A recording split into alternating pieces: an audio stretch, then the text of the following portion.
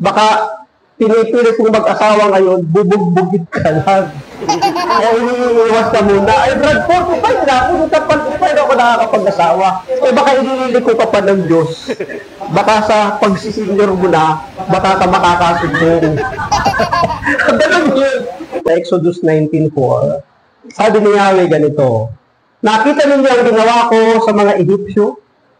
Nakita rin ninyo kung paano dinala ko kayo rito, tulad ng isang abilang nagdala sa kanyang mga inakay.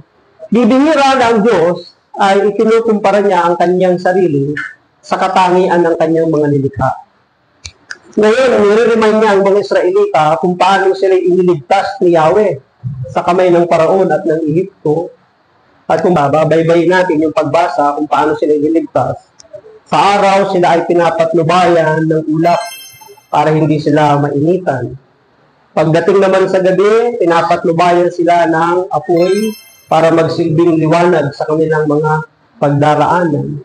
Nakikita natin yung pag-iingat at proteksyon ng Diyos sa kanila hanggang sa sila'y maihatid sa lupang pangako.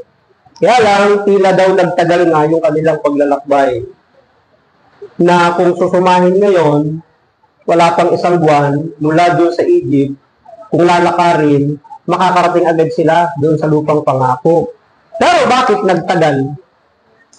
Kasi siyempre mula sa pagkaalipin, sa kanilang paglalakbay, natatanaw ni Yahweh ang kanilang lalakbayan. Yung unahan, sapagkat ang Diyos ay nasa itaas. So nakikita ng Diyos yung kanilang tutumbuking lugar. O may mga kalaban, may mga mandirigmang kawan. Kung sila ay dire-diretso, baka sila'y lupigin sapagkat hindi naman sila mga mandirigma. Sila'y galing sa pagkaalipin. Kaya ang gagawin ng Diyos, ililiko sila para hindi sila mapalaban ng digmaan. Kasi mapapahamak sila. So maglalakbay na naman sila, malayo. Kapag nakita ng Diyos na doon sa kanilang lugar ay maraming mga ulupong, mababangis na hayop, ililiko na naman sila ng Diyos. Kaya imbes na mabilis yung kanilang lakbay, humaba ng humaba. Minsan sa buhay din natin, may mga bagay na hindi nagkakaroon ng katuparan sa ating buhay sapagkat iniiwas tayo ng Diyos sa kapahamakan. Iniiwas tayo ng Diyos sa isang problema, parang dalaga. Nagpasa ka sa kalendaryo, brad, ang edad ko, ba't pa ako nakakapag-asawa?